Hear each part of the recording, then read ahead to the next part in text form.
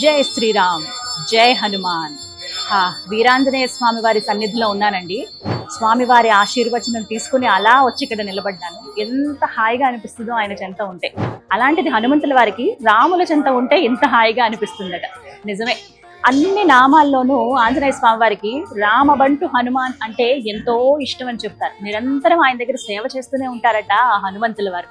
మరి అటువంటి ఆ స్వామిని మనం వేడుకుంటే ఎలాంటి సమస్యనైనా ఎలాంటి బాధనైనా తీసేస్తారట. అసలు ఇవన్నీ ఎందుకు? మనశ్శాంతి కావాలి స్వామి, ఎప్పుడు నువ్వు మాకు రక్షగా ఉండు అని కోరుకుంటే చాలట, వెంటనే అభయం ఇచ్చేస్తారట ఆ హనుమంతుల వారు.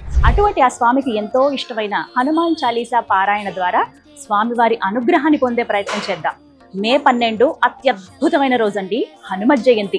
మంగళవారం రావడం ఇంకా విశేషం. మరి ఆ రోజున సాయంత్రం 5 గంటల నుంచి 9 గంటల వరకు వివిధ కార్యక్రమాలు, ముఖ్యంగా హనుమాన్ చాలీసా పారాయణ ఉండబోతోంది.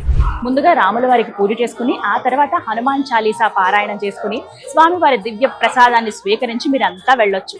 ఆలస్యం చేయకుండా వెంటనే రిజిస్ట్రేషన్స్ చేసుకోండి. చాలా మంది రాబోతున్నారు. సాయంత్రం 5 గంటల నుంచి 9 గంటల వరకు తెలుగు లలిత కళాతోరణం నాంపల్లిలో మే 12 మంగళవారం. తప్పక వస్తారు కదూ. మీ అందరి కోసం నేను ఎదురు చూస్తూ ఉంటాను. మనందరం కలిసి పారాయణ చేసి ఆ హనుమంతుల వారి అనుగ్రహాన్ని పొందుదాం. జై శ్రీరామ్.